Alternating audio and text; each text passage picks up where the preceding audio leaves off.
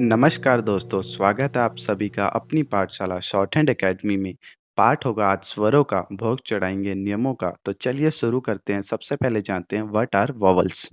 अगर मुंह खोलने पर कोई सांस मुंह या गले के किसी पार्ट में टकराए बिना बाहर आए और किसी तरह की कोई ध्वनि पैदा हो, उस ध्वनि को हम वॉवल या फिर स्वर कहते हैं। शॉर्ट हैंड सीखने के लिए हमें 12 वॉवल्स के बारे में जानने की ज़रूरत होती है, जिसमें 6 लॉन्ग वॉवल्स होते हैं और 6 शॉर्ट वॉवल्स होते हैं। ये 6 लॉन्ग वॉवल्स हैं जिनको कि इन 6 वर्ड्स में सुना जा सकता है और इस सेंटेंस की मदद से याद किया जा सकता है।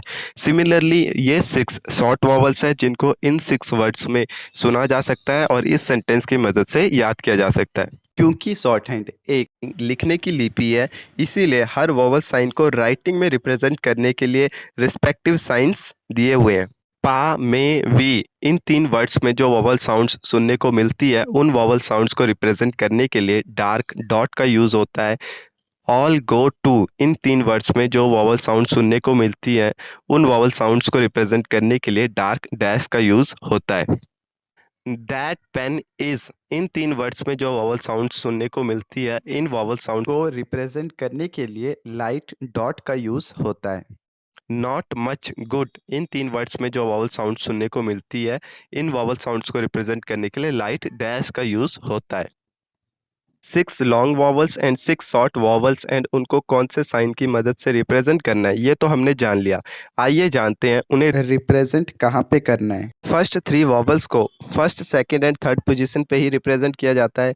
लास्ट 3 वॉवल्स को भी first, second and third position पे रिप्रेजेंट किया जाता है। For the sake of clarity इस पॉइंट को और इलेबोरेट करते हैं। देखिए, पा फर्स्ट वर्ड है, तो इस वर्ड में जो वॉवल है उस वॉवल को फर्स्ट पोजीशन पे, में जो वॉवल है उसको सेकंड पोजीशन पे, वी वर्ड में जो वॉवल है उसको थर्ड पोजीशन पे रिप्रेजेंट किया जाता है। 2 वॉवल्स को एक ही पोजीशन पे रिप्रेजेंट किया जाता है, तो कन्फ्यूज़न पैदा होगी, ऐसा सवाल काफ़ी के दिमाग में आ सकता है। बट परेशान होने की ज़रूरत नहीं है, पोजीशन एक ही है बट साइन डिफरेंट है। हमें ये तो पता लग गया 3 पोजीशंस होती हैं जहाँ पे वॉवल्स को रिप्रेजेंट किया जाता है, बट ये 3 पोजीशंस होती कहाँ पे है, आइए जानते हैं। ये पोजीशन होती है कॉन्सोनेंट्स के स्ट्रोक्स के पास। हर कॉन्सोनेंट्स के स्ट्रोक के पास 3 पोजीशंस या 3 प्लेसेस होती हैं जहाँ पे इन वॉवल साइन को रिप्रेजेंट किया जाता है।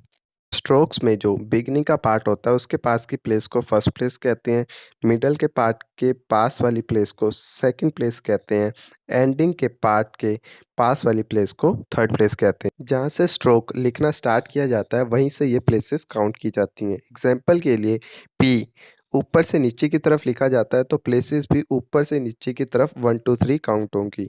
रे नीचे से ऊपर की तरफ लिखा जाता है तो प्लेसेस भी नीचे से ऊपर की तरफ काउंट की जाती हैं। ये 3 पोजीशंस हर स्ट्रोक में 2 जगह होती हैं, before side and after side. कौन से स्ट्रोक की कौन सी साइड बिफोर साइड होती है और कौन सी साइड आफ्टर साइड होती है, इसके लिए आप ये जो इमेजेस स्क्रीन पे डिस्प्ले हो रही हैं इसकी हेल्प ले सकते हैं। डाउन एंड अप स्ट्रोक्स में लेफ्ट साइड बिफोर साइड होती है और राइट साइड आफ्टर साइड होती है। हॉरिजॉन्टल स्ट्रोक्स में अबव साइड बिफोर साइड होती है और बिलो साइड आफ्टर साइड होती है। Before side and after side की इंपॉर्टेंस क्या है? Before side and after side की इंपॉर्टेंस ये है कि अगर वॉवल कॉन्सोनेंट से पहले आता है तो वो बिफोर साइड पे लिखा जाता है और अगर बाद में आता है तो वो आफ्टर साइड पे लिखा जाता है। उसी तरह से जब वॉवल बिफोर साइड पे लिखा होता है तो उसे पहले पढ़ा जाता है और अगर आफ्टर साइड पे लिखा हुआ है तो बाद में पढ़ा जाता है। किसी वर्ड में कॉन्सोनेंट से पहले वॉवल आते हैं, किसी वर्ड में कॉन्सोनेंट के बाद में। तो दोनों केस में हम वॉवल को ऑर्डर के हिसाब से रिप्रेजेंट कर सके, इसलिए भी after side and before side important है। ये था वॉवल्स का पाठ। जल्द ही मुलाकात होगी नई चर्चा के साथ। तब तक के लिए वॉवल्स को समझिए। कुछ समझ ना आए तो पॉज या रिपीट कीजिए, कमेंट कीजिए। जाते जाते प्रसाद लेते जाइए। Eyes in the sky, gazing far into the night. I raise my hand to the fire, but it's no use, 'cause you can't stop it from shining through. It's true, baby, let the light shine through.